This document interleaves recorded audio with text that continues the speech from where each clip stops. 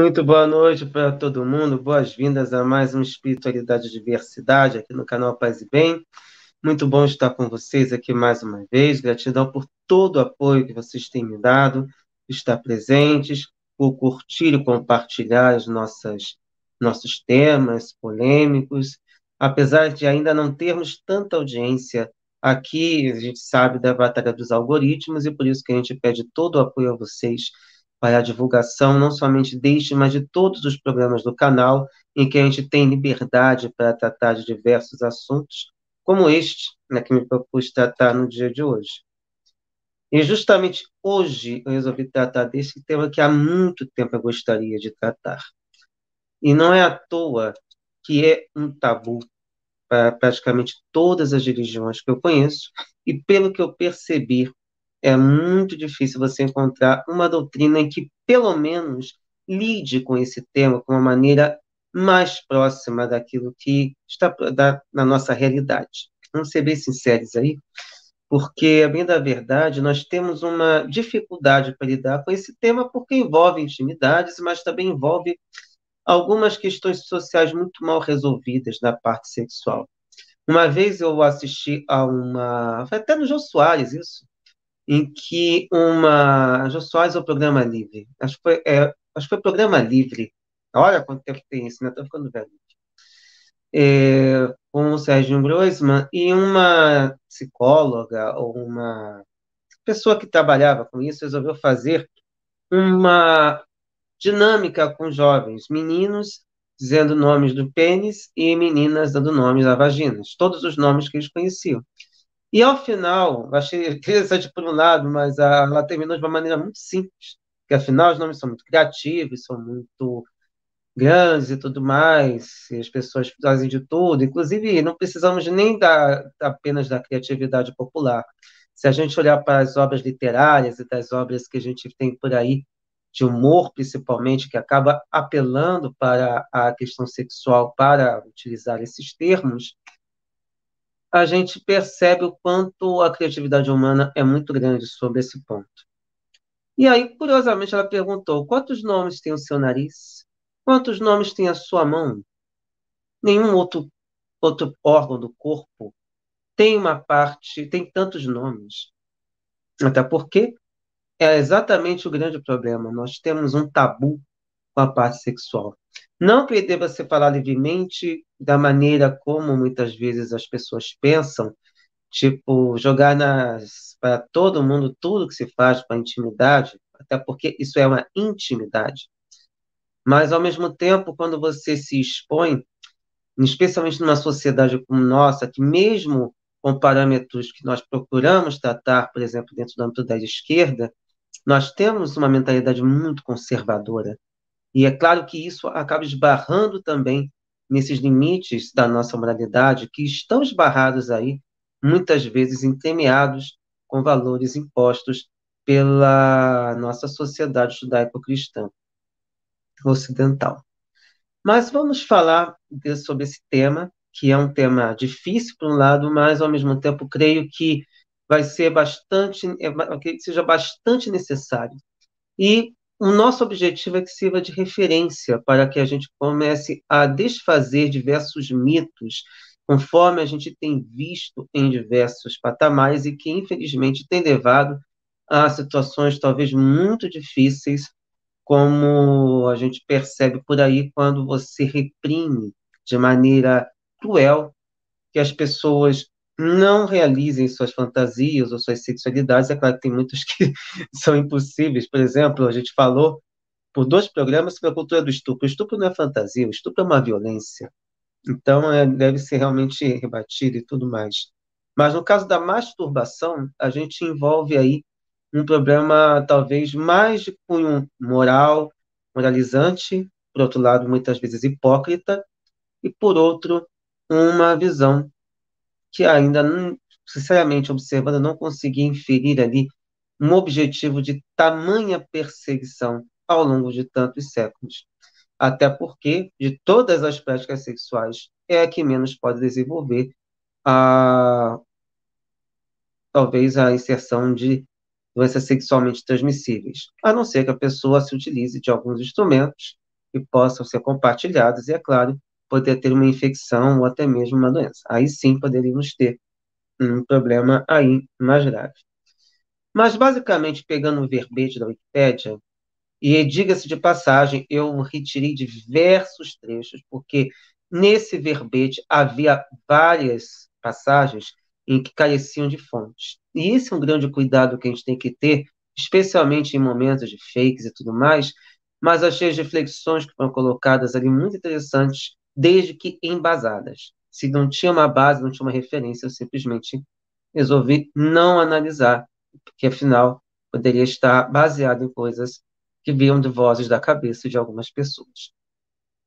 E basicamente diz que a masturbação é um ato de estimulação dos próprios órgãos genitais, manualmente por meio de objetos, com o objetivo de obter prazer sexual seguido ou não de orgasmo. Só essa definição já tem algumas questões bastante delicadas, como, por exemplo, alguns órgãos não são considerados genitais e provocam prazer, como, por exemplo, uma masturbação envolvendo o ânus, que é uma das coisas que, inclusive, para quem já assistiu a vários filmes dos anos 80, 90, 2000, deve lembrar de algumas coisas que tentavam brincar com isso, fazer humor com essa parte. Quando, a bem da verdade, você tem ali pessoas que muitas vezes são muito mal resolvidas e outras que tentam por ali também se colocar. Outra parte que a gente poderia colocar, a própria boca, que também é utilizada como um instrumento de prazer sexual durante o sexo oral. Diga-se de passagem, a gente pode lembrar de um certo ex-presidente americano que não considerava isso sexo, mas não é prática sexual. Mas, voltando ao tema. O termo foi usado pela primeira vez pelo médico inglês e fundador da psicologia sexual do autor Havelock Ellis, em 1898. Então, é um termo muito recente. E até por isso a gente tem de tomar cuidado todas as vezes em que vamos nos referir a esse tema, quando nós analisamos com cuidado essas questões envolvendo esse tema. Então, a gente ouve falar de outros temas, por exemplo, quando a gente fala de proibição da homossexualidade, a gente acaba esbarrando em um termo que é do século XIX também, que aí a gente vai observar na Bíblia, quando pega uma Bíblia colocando isso, ela está completamente equivocada, como, por exemplo, a proibição também do espiritismo, que é também um termo do século XIX. Então, esses termos, conforme são colocados, eles são atualizados, mas, ao mesmo tempo, conceitos, muitas vezes, vão sendo acrescidos e que diferem de práticas que certamente eram vivenciadas tantos anos antes, da época, por exemplo, da formação desses textos, que tem pelo menos aí 1000 anos, se contar, por exemplo, com o Islã. E o próprio verbete também menciona que é uma prática observada em muitas espécies de mamíferos, mas especialmente nos grandes primatas. E no caso da masturbação humana, é muito comum em ambos os sexos uma larga faixa de idade, em alguns até mesmo na infância, porém sem essa carga erótica, como costumamos perceber. E a gente vai tratar desse tema também, porque eu acho um alerta muito interessante também para a gente observar determinados aspectos que muitas vezes são ignorados por nossos queridos pais, que muitas vezes não percebem isso. Segundo um pesquisador chamado Marcos Nogueira, antes do cristianismo, a masturbação era vista como uma ação natural. E somente a partir da ação cristã é que começou a ser reprimida. E esse furor anti-masturbação tem raízes profundas na história judaico-cristã, encontrando apoio médico em alguns escritos, como, por exemplo, de um de Auguste Tissot, de 1758. Infelizmente, não tem um título, mas eles mencionam esse dado que depois vocês podem procurar. Outra coisa que eles mencionam é que os antigos sumérios tinham atitudes muito relaxadas em relação ao sexo. Eles acreditavam que a masturbação aumentava a potência sexual tanto para homens como para mulheres, e frequentemente a praticavam tanto sozinhos como com seus parceiros. É também um ato do Criador. Olha que interessante, né? A Suméria, pelo jeito, foi bastante esquecida, apesar de tanta influência que nós encontramos aí nas nossas religiões dominantes atualmente. Eles acreditavam que o deus Enki tinha criado os rios Tigres e Eufrates, masturbando-se e ejaculando para os seus leitos secos.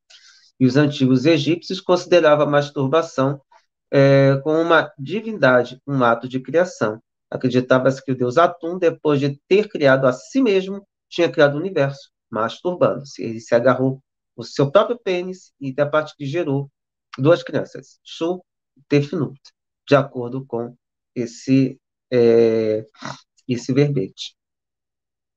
E no próprio Antigo Egito foram encontrados objetos de cerca de 3.000 anos atrás, melhor, 3.000 anos antes da Era Comum, ou seja, tem 5.000 anos mais ou menos isso,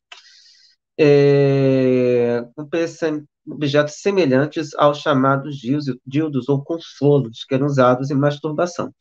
E mulheres foram retratadas usando falos enormes em torno da cintura em cerimônias dedicadas ao deus Osíris. Eles também mencionam que os maias possuíam rituais de masturbação e desenhavam rituais em pedras que são encontradas hoje nas ruínas. E na Grécia Antiga, a masturbação teria sido um ato sexual naturalizado, ou melhor, visto com naturalidade, ainda que a prática fosse algo de chacota entre as classes mais abastadas. Para os gregos, um homem de classe superior não precisaria se masturbar devido às alternativas sexuais que ele possuía. E aí nós temos um componente misógino muito forte, porque afinal ele tinha escravas, prostitutas e as mulheres de classes inferiores. Visão que a gente conta de maneira semelhante no Império Romano. Porém, com a chegada da cultura judaico-cristã no Ocidente, iniciou-se um processo de repressão por motivos morais e religiosos. Tem especificamente, que é uma colônia puritana chamada New Haven, no século XVII, chegou a considerar a masturbação um crime tão grande que era considerado como pena de morte.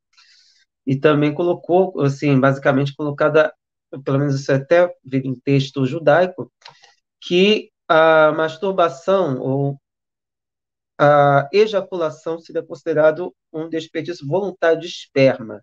O que é interessante é que, se a gente olhar para pensar, até que ponto que eles consideravam isso, ou tinham certeza de que ali existiam as células?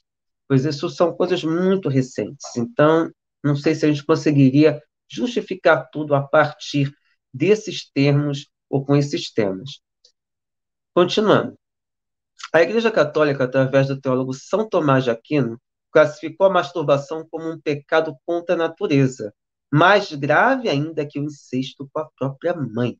Então, a gente vê um nível aí muito delicado de uma das pessoas que é considerada um dos doutores da Igreja, e a maneira como ele lidava com esse tema, a ponto de considerar como um pecado gravíssimo. Afinal, o incesto já é considerado um pecado, e a gente sabe também que geneticamente ele tem muitos problemas também. Traz muitos problemas para as pessoas que o praticam, especialmente no caso de produção ou no caso de uma reprodução, podemos dizer assim, quando há uma geração de filhos. O ponto de genes realmente muito sério, muito grave. E ele se baseava na narrativa do Antigo Testamento sobre Onã, que diz respeito ao coito interrompido. E é uma das coisas que ele esclarece, mas é uma das narrativas que é utilizada pelos judeus, até pelo menos dentro de pessoas que tentam justificar a proibição à masturbação. Acredita-se que os mitos foram inventados graças à história de Onã, que expressava. Infelizmente, alguém resolve ligar na hora errada. Essa história de Onã é um caso muito interessante que expressava o pensamento dos judeus há 4.000 anos atrás. Mas esse pensamento seguiu até o século XVIII. Após o século XVIII, o mundo não passou a ver mais a visão da igreja, mas sim uma visão mais racional e científica. E a partir daí, não bastava apenas a religião condenar o ato. E a partir daí surgem os mitos. Em 1758, Samuel Auguste Tissot publica o ensaio sobre as doenças decorrentes do onanismo, em que diz que esta doença ataca os jovens e libidinosos, e, embora comam bem, emagrecem e consomem seu vigor juvenil. Então, a partir daí, tentou-se associar uma visão cristã à medicina. Se a gente vai para pensar em psicoterapia cristã e outras visões que tentam associar ao cristianismo, a gente vê o quanto, na verdade, só vai longe. E a gente sabe também dos problemas que nós temos, pois afinal, os tempos são outros, nós temos umas visões muito diferentes e problemas diferentes também.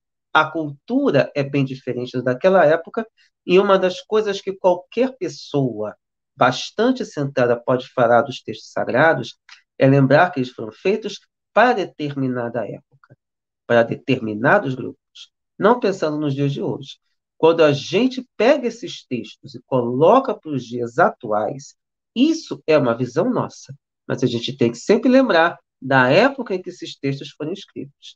E, como aqui foi mesmo colocado, a história de Onan se referia ao coito interrompido e não exatamente à masturbação.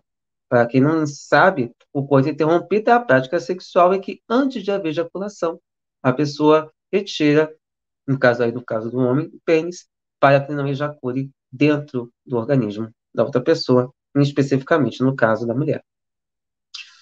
Outra coisa que eles colocam aqui é que criaram-se mitos anticientíficos fortemente negativos acerca da prática da masturbação, visando a desencorajar os atos nos jovens ainda em desenvolvimento psicossexual, o que levou a muitos casos complexos de culpa, medos e recalcamentos. Vários mitos populares que visam desencorajar a prática da masturbação remontam aos séculos XVIII e XIX, quando a sociedade europeia promoveu a censura da sexualidade. Então, a partir daqui, eu achei interessante trazer um artigo que há no site do Ministério da Saúde. Não é porque estamos no governo Lula que estou pegando esse caso, mas eu achei interessante porque ele é bem completo sobre esse tema, com uma visão científica. Depois a gente vai falar um pouco sobre as visões de algumas religiões. De acordo com o médico Pedro Pinheiro, graduado pela UFRJ, Universidade Federal do Rio de Janeiro, especialista em medicina interna e nefrologia pela Universidade Estadual do Rio de Janeiro, e também com outras especialidades que ele captou aqui, a Sociedade Brasileira de Nefrologia, Universidade do Porto e o Colégio de Especialidade de Nefrologia de Portugal, ele disse que a masturbação é uma forma saudável de explorar o corpo, descobrir o que é bom sexualmente e como atingir o orgasmo mais facilmente. A frequência é variada, não existe uma, digamos assim, na quantidade que a pessoa poderia se masturbar por dia, e a frequência não é um problema, a menos que o tempo gasto esteja substituindo outros aspectos de uma vida saudável e equilibrada, por exemplo, as nossas atividades, como escola, trabalho e outras responsabilidades. É também considerado um meio de aliviar as tensões sexuais que todas as pessoas sentem. E o desejo sexual é algo natural que ocorre com todas as pessoas, mesmo naquelas que negam. Ou seja, aquela pessoa que muitas vezes vai falar contra, com aquele discurso vociferante, pode ser a pessoa que pratica a masturbação escondida. Ele também coloca que em um estudo nacional feito nos Estados Unidos, cerca de 94% dos homens e 85% das mulheres já teriam se masturbado alguma vez na vida. Certamente em outros lugares seria talvez um pouco diferente, mas o que chama atenção nessa estatística é os homens assumindo isso de uma maneira mais aberta, vocês vejam que é quase unanimidade, enquanto você tem quase 10% de diferença, para menos no caso das mulheres. Aqui, não acredito que para a época eles tenham feito diferenças entre homens cis, mulheres trans, que tenham sido colocadas aqui, mas a grande questão é essa repressão que realmente existe contra a sexualidade feminina. Toda forma de expressão das mulheres com relação a isso costuma ser realmente muito forte, essa repressão. E ele ainda coloca, é aqui que entra alguns detalhes que eu acho muito delicados e pode chocar algumas pessoas, mas eu creio que seja importante como informação. Ele diz que a masturbação é o primeiro ato sexual experimentado pela maioria das pessoas. Em crianças pequenas, a masturbação é uma parte normal da exploração do corpo da criança em crescimento. E a maioria faz na vida adulta e faz por toda a vida, não tendo uma idade exata. Porém, uma sociedade patriarcal machista e conservadora o Brasil está numa sociedade patriarcal, machista e conservadora, a masturbação feminina é ainda bem menos aceita que a masculina, pelo menos a visão que ele coloca. Eu já ouvi outras pessoas dizendo que muitas vezes é a questão do discurso, mas isso não quer dizer que aqueles, por exemplo, daqueles 85%, que mais ou menos 10% ou mais se masturbe, mas não assuma por conta da repressão sexual que ocorre contra as mulheres em todas as sociedades patriarcais e conservadoras. Continuando. Aí entra um ponto delicado, que a masturbação pode se iniciar ainda quando bebê, fazendo parte do processo de conhecimento do próprio corpo. Algumas crianças aprendem cedo que a estimulação dos órgãos genitais provoca prazer e o fazem inocentemente, sem haver fantasias sexuais por trás. Ou seja, eles não fazem com fim erótico. Mas essa parte da autoestimulação é algo que realmente existe. E talvez por isso se exercem tanto e tentar proteger. Mas existe, o que eu acho interessante é o esclarecimento de como isso ocorre. Ela frequentemente não é feita com as mãos, mas sim com movimentos do corpo para ver fricção da genitália no sofá, na cadeira do carro, na cama e em outros lugares. Em alguns casos, nem sequer fricção da genitália há, o que torna ainda mais difícil o reconhecimento do ato. Algumas crianças podem se masturbar mesmo dormindo, o que leva alguns pais a acharem que equivocadamente pode ser algum tipo de epilepsia ou de cinesia. Porém, o que ele alerta é que se a criança estiver se masturbando com muita frequência, e às vezes várias vezes ao dia, isso pode ser sinal de estresse ou ansiedade. De qualquer maneira, ele diz que a masturbação intencional para alívio das tensões sexuais costuma ocorrer somente a partir dos 10 anos. É interessante essa questão do limite, porque a gente já teve aqui com a minha amiga escritora André Viviana Taubman, com relação ao abuso sexual contra crianças e adolescentes. A gente teve na semana passada o Dia Nacional de Combate à Violência Sexual de Crianças e Adolescentes. E o que é importante é o entendimento disso.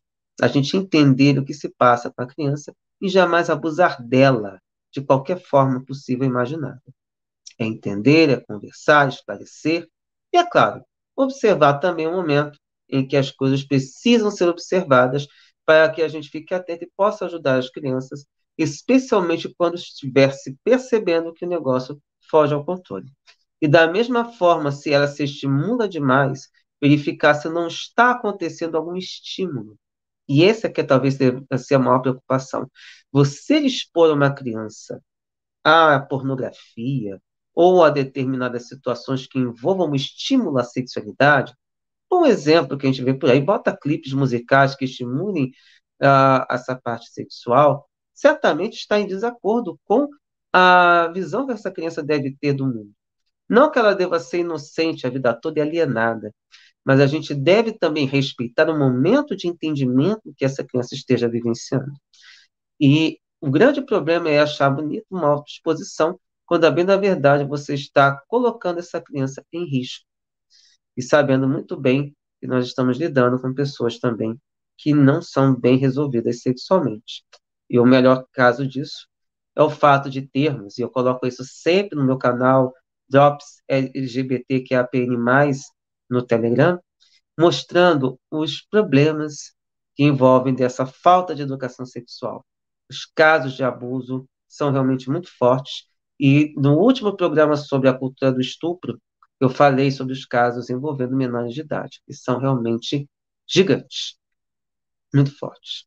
Então, mais do que todo cuidado é pouco. A gente tem de saber lidar com essa parte da sexualidade da criança e evitar que ela seja estimulada precocemente. Cada coisa no seu tempo e com todo o esclarecimento. E da nossa parte devemos ter também todo o carinho e todo o cuidado. Aí, o artigo do doutor Pinheiro também entra num ponto muito interessante, que é a questão que é talvez a mais aclamada pelos mais perseguidores da prática, que é a questão do vício na masturbação. Ele alega que é uma questão controversa, ou seja, temos um caso que é muito delicado. porque como há uma repressão, os estudiosos, como há uma questão muito delicada, você não tem um consenso, então qualquer coisa eles se agarram para, os conservadores, os reacionários se agarram para poder desestimular a prática. Lembrando que aqui não estou querendo estimular a prática, estou apenas fazendo uma tentativa de entendimento de como as religiões, como as doutrinas, das quais, afinal, o sentimento religioso é parte das nossas vivências, concebem esse tema e como orientam, ou muitas vezes desorientam, muitas vezes por questões que realmente não consigo conceber nem entender o porquê de tanta repressão. Mas a questão do vício é a gente entender até que ponto pode ser considerado um vício.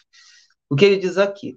O que pode ocorrer com algumas pessoas não é exatamente um vício, mas um comportamento sexual compulsivo. Algumas pessoas criam compulsão pelo ato, masturbando-se mais de 10 vezes ao dia. E o comportamento é como no ser humano e não é desencadeado somente pela masturbação. Existem pessoas, por exemplo, ele alega, que compulsão por lavar as mãos. E nem por isso podemos considerar viciante o ato de lavar as mãos. Então, por isso que é muito delicado esse limiar para saber se há um vício ou se aqui é apenas uma questão de hábitos. Então, o que ele diz, o que a compulsão pela masturbação não tem necessariamente a ver com a quantidade de vezes que o indivíduo se masturba, mas sim com as consequências do hábito de sua vida sexual. Embora se masturbar regularmente não signifique necessariamente que você tem um problema, ele coloca alguns sinais, como por exemplo, toma muito do tempo, fazendo que você deixe de fazer tarefas importantes, do tipo, vamos masturbar em vez de dormir, por exemplo. A vida pessoal ou profissional está sofrendo devido à masturbação, aí sim, a masturbação passa a ser um problema. Se você escolhe ficar em casa para se masturbar em vez de atividades sociais, por exemplo, uma festa, uma reunião com amigos. Se você se masturba em locais públicos ou lugares em que você não preferia ir, por exemplo, no banheiro público, no mar, quando vai à praia. Se você se masturba mesmo quando não está com vontade ou quando não está excitado, ou se masturba para lidar com emoções negativas. Aí, nesse caso, podemos dizer que a masturbação pode estar atrapalhando a vida. Por outro lado, a masturbação tem como benefícios ajudar mulheres com dificuldade a ter orgasmo. A gente sabe que aí a gente tem realmente aquelas dificuldades, especialmente no sexo heterossexual, de a questão de você ter dois corpos e duas vivências muito diferentes com relação aos próprios organismos. Ajuda os homens a meio que apresentam ejaculação precoce, que é um outro problema também bastante delicado, porque afinal não é só uma questão de satisfazer o parceiro, a parceira e parceire, mas a ideia é você também saber conhecer, saber se controlar para aproveitar melhor esse momento, seja solitariamente, ou seja, com alguma outra pessoa. Melhorar os sintomas da tensão pré-menstrual. Olha que interessante, essa eu não sabia. Que a masturbação poderia ajudar a aliviar ou melhorar os sintomas da tensão pré-menstrual, a famosa TPM. Também reduz o estresse, melhora a qualidade do sono, porque aí você fica realmente mais relaxado, você consegue dormir por mais tempo. E, além de tudo, alivia cólicas menstruais. Questão é saber até que ponto, né? Que nessa liberação de hormônios você conseguiria ter condições de se masturbar com cólica menstrual. E geralmente a dor é muito intensa. Eu não tenho útero, mas eu acompanho muitos casos, até porque, como professor, eu lido com mulheres, lido com meninas, e eu percebo muitas vezes que elas ficam muito irritadas. Hoje mesmo, na escola, a gente acompanha um caso que eu acho que tem a ver com TPM, porque já conversei com ela uma vez sobre uma atitude que ela teve muito irritadiça, que é uma coisa que não é do temperamento dela, e ela falou que realmente aquilo ali poderia estar relacionado com a questão de uma tensão pré-menstrual que ela, de repente, ainda não teria identificado. Então, é uma questão de autoconhecimento também para saber lidar quando essas questões acabam sendo envolvidas aí. Continuando. Apesar de ainda não ser plenamente comprovado, estudos mais recentes sugerem uma relação entre a frequência de ejaculações e a redução da incidência do câncer de próstata. Homens que apresentam mais de 20 ejaculações por mês, seja em atos sexuais ou por masturbação, parecem apresentar menor risco. Alguns trabalhos mostram que a proteção contra o câncer é mais forte quando esta ejaculação inicia-se antes dos 20 anos. Então, a gente, pelo jeito, quanto mais cedo, melhor para se evitar o câncer de próstata. E ainda envolvendo a questão da psicologia, mas trazendo para o aspecto religioso, gostaria de trazer aqui um artigo publicado por um psicólogo dentro do blog Abarca Psicólogo, um artigo chamado Sexo e Religião, sobre masturbação.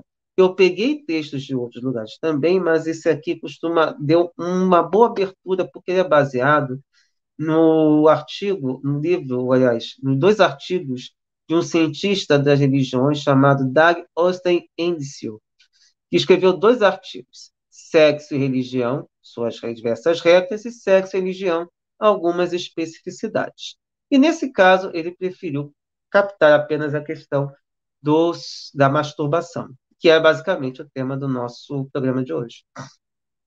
Diz que no século XIX, o adventista do sétimo dia, John Harvey Kellogg, se preocupava com a prática da masturbação, que poderia representar a entrada em outras práticas luxuriosas, as quais poderiam trazer consequências à saúde, entre elas a epilepsia e a loucura.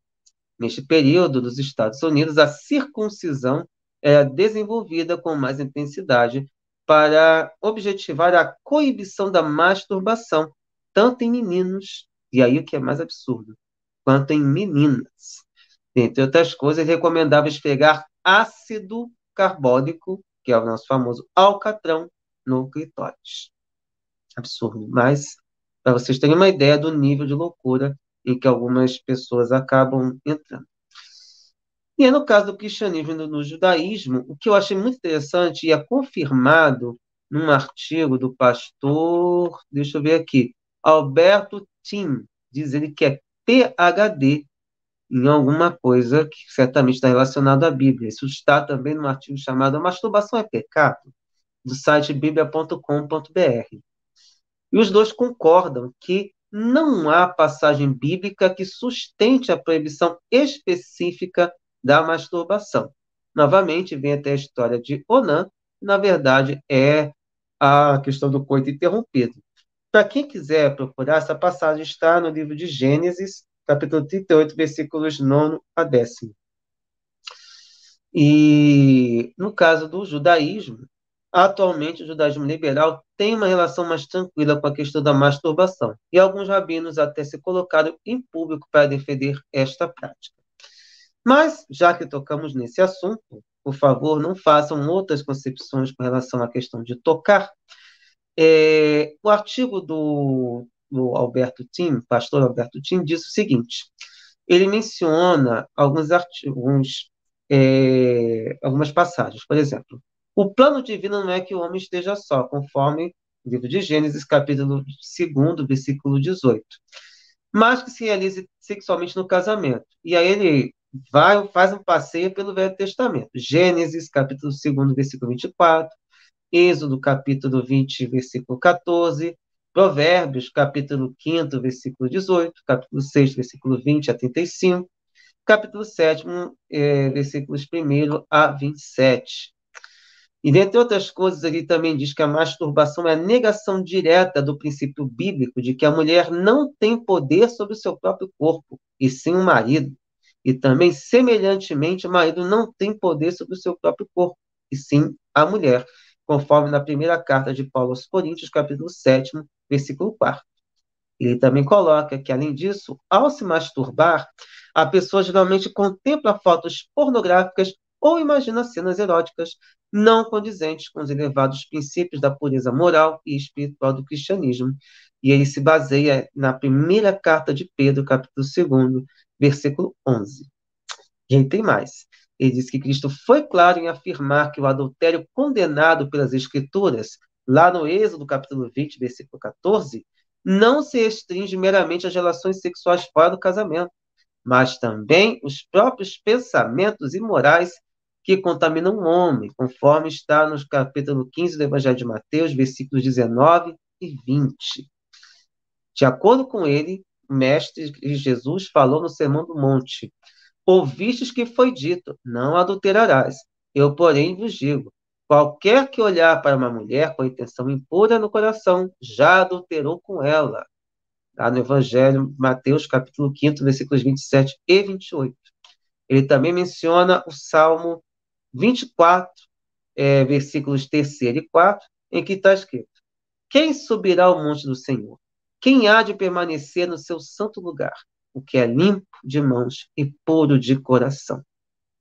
Esse foi o melhor artigo porque ele cita as passagens. Você vê que não toca nada aqui da questão da masturbação, mas por conta do que chamamos na parte de letras, que é uma extensão de sentido, uma extensão imagética, a gente pode falar lá, foi incluída a masturbação. O que me preocupa nessa hora é de que forma a masturbação entra nesse patamar, que para mim ainda é um caso muito estranho. E aí, pegando a parte judaica, eu achei um artigo no site chamado Shabbat, que fala o seguinte. Eu achei muito interessante a argumentação, porque a maneira como ele argumenta, ele vai para um lado e quando ele poderia ter ido para outro.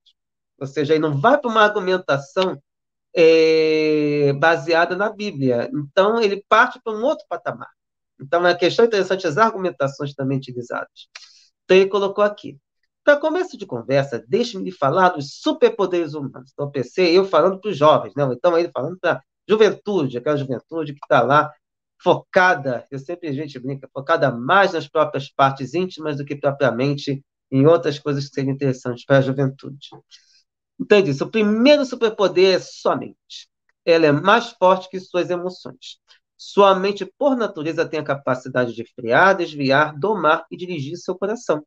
Você tem a força do seu intelecto à sua disposição. Tudo o que você precisa fazer é aprender como usá-la. Argumentação muito interessante. Mas, como eu estou falando, não está baseada em nada ainda na questão dos livros, na base doutrinária. Segundo superpoder, sua vontade. Você manda em você, não seus hormônios ou seu subconsciente.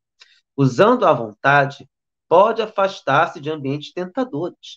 Tudo que possa desencadear seus desejos hormonais para se masturbar. Uma foto, um pensamento, uma lembrança, um filme. Identifique aquela zona de perigo. Agora, ative a força de vontade. Faz até um exercício mental. Como pode conseguir isso? Ignorando aquelas fotos, pensamentos, lembranças ou filmes, toda vez que cruzarem sua mente seu caminho. Fico pensando nessa pessoa que manda um nude, como às vezes acontece pelo WhatsApp, você leva um susto, ou a pessoa, por desastre, alguma coisa, ela manda algum filme pornô, alguma coisa, manda, às vezes até sem querer. Aí você imagina, né? De que forma isso é. Mas continuando. Sempre que se flagrar pensando ou olhando de forma inadequada, a força da vontade lhe dará a capacidade de ignorar tudo isso. Então, qual é o meio mais poderoso? A força da vontade ou o senhor hormônio? Eu adorei o senhor hormônio nessa forma, porque eu lido com os senhores hormônios o tempo todo nas salas de aula, porque eu estou lidando com adolescentes, e isso é bastante delicado. Eu digo isso porque, inclusive, eu me lembro de uma vez assistindo ao Observatório da Imprensa, o saudoso programa, pelo menos eu gostava muito, em que fizeram uma parte que era sobre a questão da diminuição da maioridade penal. E havia uma pessoa que estava na Alemanha fazendo, se não me engano, um doutorado ou um pós-doutorado, mencionando que uma pesquisa havia encontrado ou percebido que a parte do cérebro da censura somente é contemplada no nosso 30º ano de vida. Então, gente, até os 30 anos, as pessoas são mais impulsivas. E isso não é só uma questão de imaturidade, tem uma questão biológica também. Então, você separar isso é muito delicado. E sem falar de uma coisa que o pessoal não toca, a poluição noturna. O que é muito interessante é isso, né? Eles tocam nesse ponto, mas e a poluição noturna que você não tem como controlar? E aí, continuando. É um pecado? Certamente. E os efeitos colaterais para o espírito são difíceis de reparar. E aí, novamente, entra a questão de Onan. Ele coloca o coito interrompido como uma dupla masturbação. E também fala que agora sim entramos num aspecto muito importante, que é a base doutrinária. A Kabbalah é bastante explícita sobre o prejuízo e o pecado da masturbação. A ideia é a seguinte: sua semente é o material com o qual você procria. É o material genético em que você lhe proporciona a oportunidade de ser parceiro de Deus. Quando usamos construtivamente, canalizamos as centelhas divinas e a energia dentro deles de forma correta. Quando jogamos fora, desperdiçamos o sagrado e divino potencial. Isso dá ensejo ao que a Kabbalah chama de Shitsonim, forças negativas livremente traduzidas como externas para roubar energia e convertê-la em propósitos negativos, tais como alimentar nossa ânsia de pecado. E por que é tão difícil parar? A Mishnah, que é chamada Ética dos Pais, capítulo 4, versículo 2, nos diz que um pecado chama outro pecado. Isso quer dizer que cometer um pecado dá a nossos impulsos mais energia para mais pecados, tornando mais difícil para nos disciplinarmos na próxima vez em que a tentação vier. Então, ele coloca esses patamares aparentemente baseados nessa visão cabalística para entender que a masturbação não seria uma boa coisa. Mas, novamente, o senhor hormônio, quando você está dormindo, então a gente tem aí questões bastante delicadas. Não estamos falando aqui simplesmente da masturbação, mas a gente vê que muitas vezes as pessoas acabam se envolvendo em situações como essas mesmo durante o sono, sonhos eróticos e tudo mais. E é claro que é sempre problemático isso. Sempre envolve outras questões e depois, vamos ver se depois a gente fala desse tema, né? Porque afinal não é exatamente masturbação. E aí como é que entra o sonho erótico aí? Temos a questão científica, temos a questão religiosa, eu acho que é um tema bom para a gente falar depois. E aí, continuando. No Islã, o Alcorão preconiza, por exemplo, voltando para o artigo, lembrando vocês, no caso a vocês, o artigo do Abarca Psicólogo. No Islã preconiza, por exemplo, que como homem deve resguardar seu órgão sexual contra tudo que esteja fora do sexo conjugal. Ele se baseia no Alcorão, que deve ser o livro 70, versículos 29 a 31. Para Mohammed, ao orientar os jovens, dizia que o jejum pode ser uma forma de enfraquecer o apetite sexual, pois ele associava o estímulo sexual a alguns alimentos. Mesmo assim, a discordância entre os muçulmanos, de acordo com o Enzio, que é o cientista que pesquisou isso, entre os muçulmanos, os xiitas a condenam e outros menos radicais não veem problema nesta prática. E aí eu também procurei 2 artigos para tentar ver até que ponto que se coloca. E os dois foram... Um foi bastante radical. Um é do site islamqa.info. E o tema eu achei interessante. Eu achei interessante que os dois temas, os dois títulos, são muito taxativos com relação até usando termos jurídicos. Parecer sobre a masturbação e como curar o problema. Muito interessante esse título. Para mim, o título eu já achei fantástico no sentido de ser muito taxativo. Não estou dizendo que é assim, a solução dos problemas. Não. Eu estou falando que assim, a maneira como eles colocam é de uma maneira muito forte, taxativa e, de certa forma, utilizando linguagem jurídica. E ele diz o seguinte: primeiro no Alcorão, Imam Shafi afirmou que a masturbação é proibida com base nos seguintes versículos do Alcorão, interpretação do significado.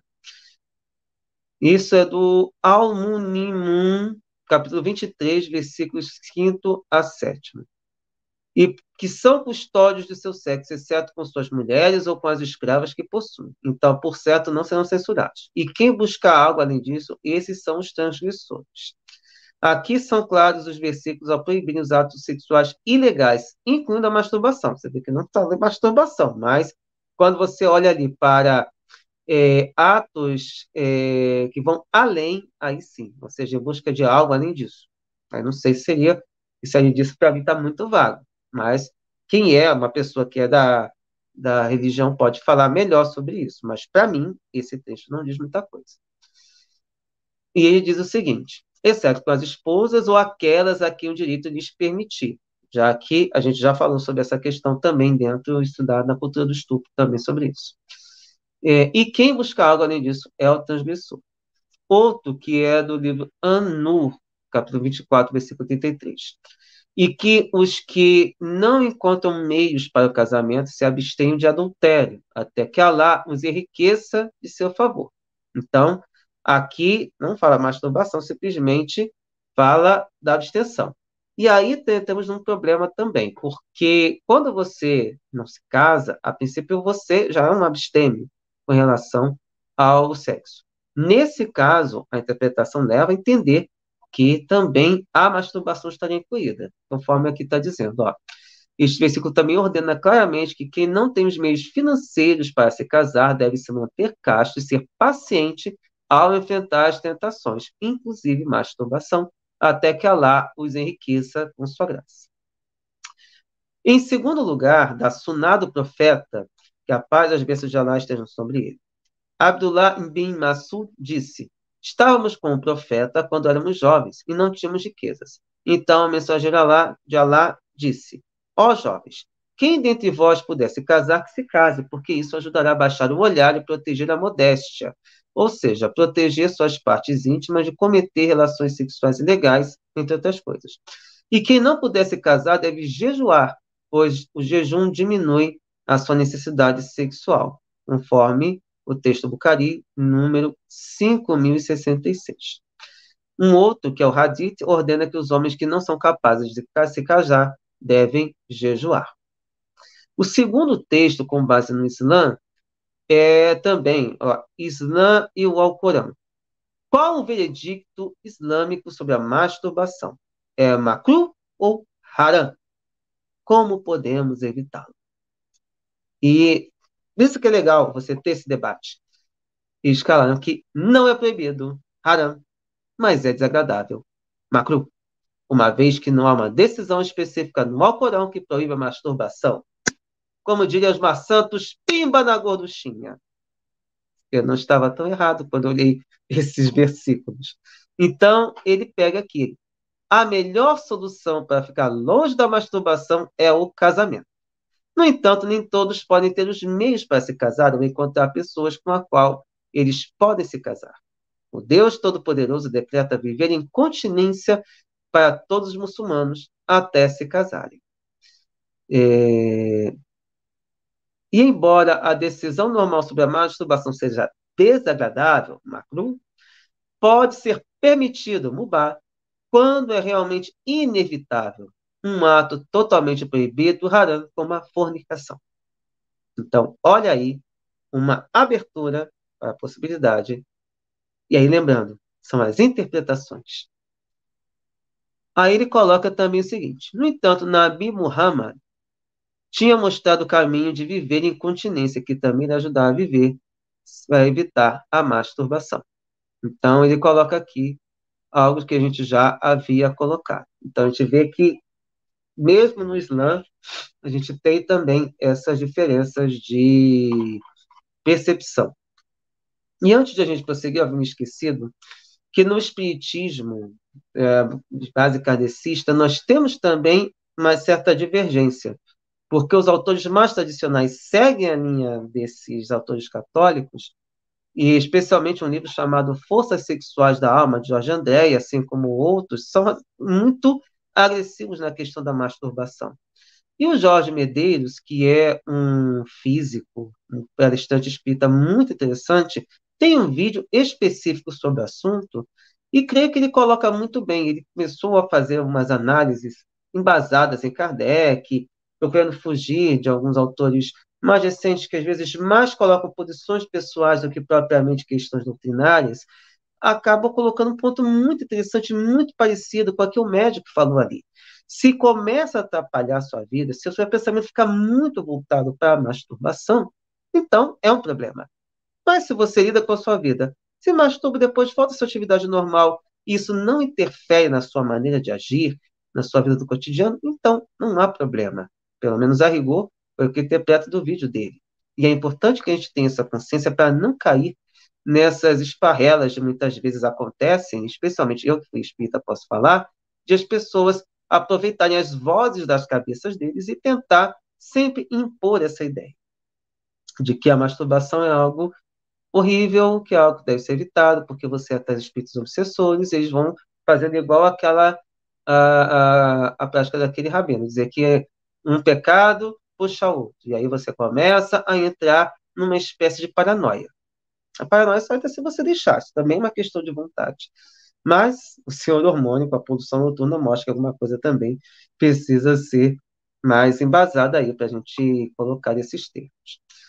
Por fim, voltando lá para o Abarca Psicólogo, que ali ele tem outros pontos, que um eu já até comentei, que foi quando eu falei da cultura do estupro, falei também um pouco sobre esse tema, é um texto, eu acho que eu até vou colocar aqui de novo também a referência da ética sexual budista. Para o budismo, a masturbação é pouco recomendável. No entanto, não tem direcionamentos à sexualidade daqueles que escolheram não se manter na abstinência, ou seja, se você quiser se masturbar, pelo menos que eu me lembro do texto daquele especialista, estudioso budista, você não fica, digamos assim, pleno. Meio que você fica lá, digamos assim, menos pleno. Mas também não significa que você vai para o inferno, que você precisa, sei lá, você está cometendo um crime maior do que um incesto contra sua mãe. Então, é um negócio assim muito diferente a abordagem. Diz ele o seguinte: a regulação no budismo se dá dentre os que escolheram manter a abstinência e o controle se encontra mais claro nos mosteiros. Também é bastante claro. Se você escolheu a vida religiosa, interna, então a sua obrigação de se manter mais vigilante com relação à sexualidade, isso é básico. Isso também ocorre na Igreja Católica. Mas no caso aqui, ele menciona o seguinte: no texto budista Vinaya, do século I antes da Era Comum, há a condenação ao sexo oral anal e sozinhos. Mas também é uma das coisas muito delicadas, porque ele coloca lá os patamares de algo que pode realmente prejudicar e algo que realmente possa trazer males. E aí, lembrando, há orientações para quem é monge ou monja, e há orientações para quem um leigo, digamos assim, pegando uma visão cristã, ou apenas uma pessoa que segue, é adepta, mas não é uma pessoa que resolveu ingressar no monastério.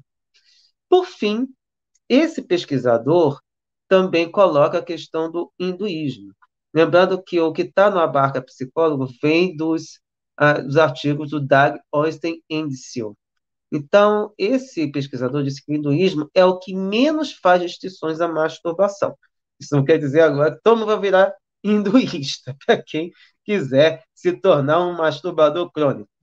Mas o que nós temos é o seguinte: há indicações do controle para os homens que desejam ficar mais fortes e aqueles que desejam manter a abstinência sexual. E a gente lembrando que o hinduísmo é uma grande gama, talvez até maior do que o cristianismo, que o budismo, que o islã, das diversas concepções e das diversas visões. Então, certamente aqui ele deve ter feito um apanhado, já que, por exemplo, no hinduísmo temos casos ali que não tem Deus, outros casos que tem um politeísmo, então é uma coisa um pouco mais complexa em termos de panteão de deuses. Então, quanto mais, se temos problemas para definir deuses, quanto mais a gente ir para outras situações aí.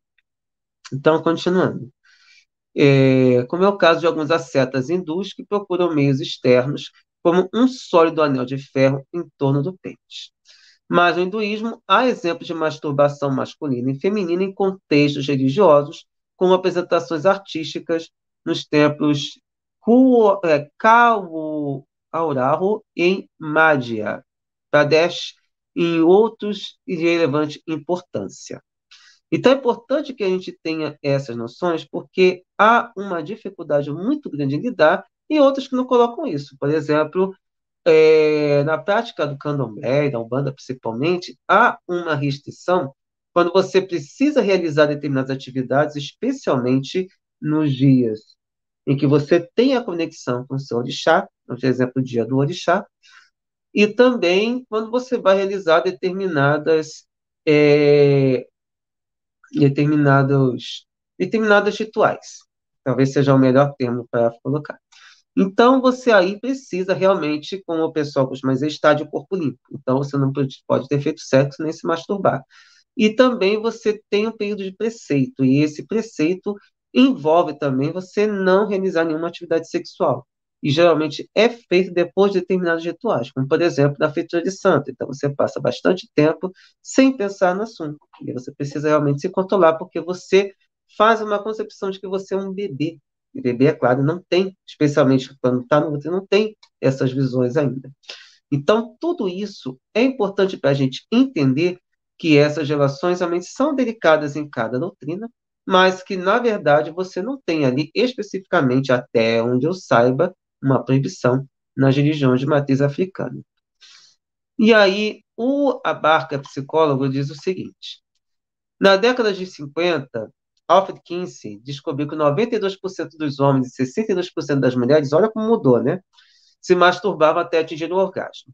Mesmo as religiões em suas diferentes entidades e formas de interpretar os textos sagrados tentam imprimir uma forma repressora de conter a masturbação. Porém, ela é uma prática humana.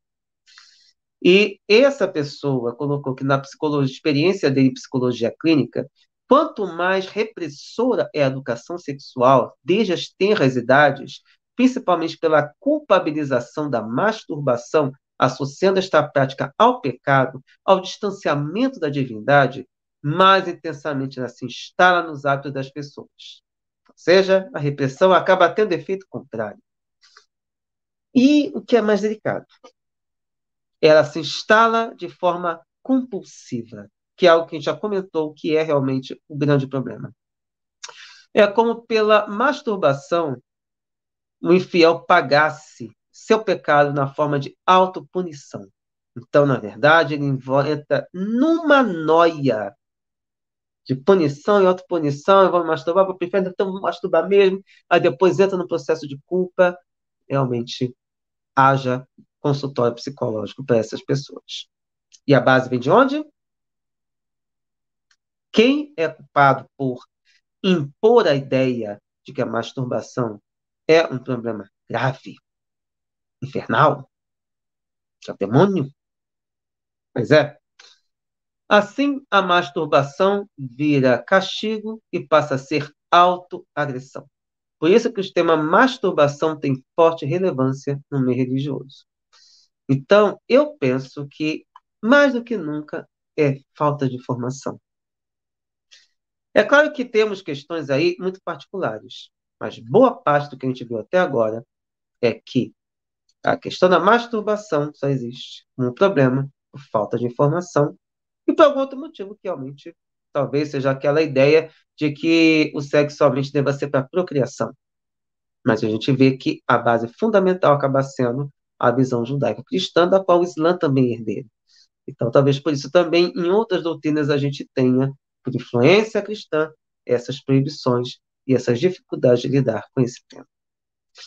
Então, gente, a gente encerra por aqui, esperando que as pessoas libertem-se dessas visões bastante restritivas, repressoras, desnecessárias, e que, a bem da verdade, para quem é líder religioso, pare para pensar um pouco sobre o tipo de ênfase que se dá, pois, afinal, vamos perceber sincero, espalhar fake news é muito pior do que se masturbar, atos de corrupção é muito pior do que se masturbar, é, a aceitação de alguém que cometeu crimes contra crianças e adolescentes, o acolhimento delas sem as devidas orientações, até mesmo passagem por psicólogos, e até mesmo pela cadeia, aceitar como se fosse uma coisa natural, é muito pior do que pensar na masturbação de alguém que está lá encolhidinho. E é claro, saibamos também perceber as situações e saber lidar com elas da melhor maneira possível. Não se culpe.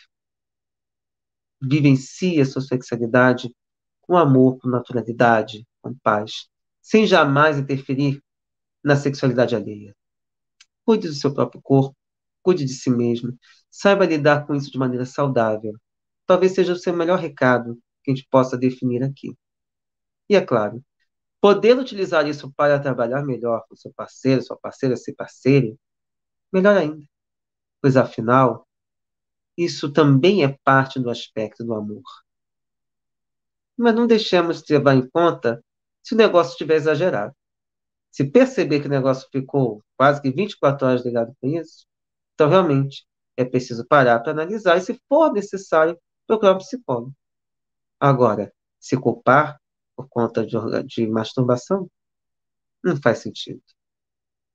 E o caminho para a nossa vivência melhor é saber lidar com esse equilíbrio, desmascarando hipocrisias e sabendo muito bem em que momento nós devemos realizar essas ações, um momento de parar, um momento de direcionar nossas vivências e atitudes para outras situações e não somente se dedicar a uma atividade que é de prazer.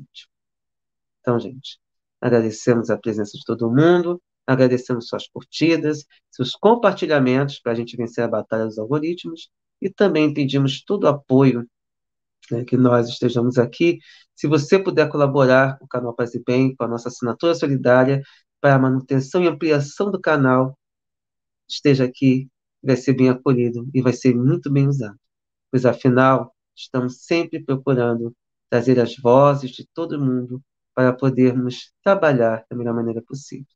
Então, no mais, a todos vocês, forte abraço, um beijo enorme e até semana que vem. Então, gente, tchau, tchau. E aí, vamos colocar a vinhetinha de encerramento. Paz e bem.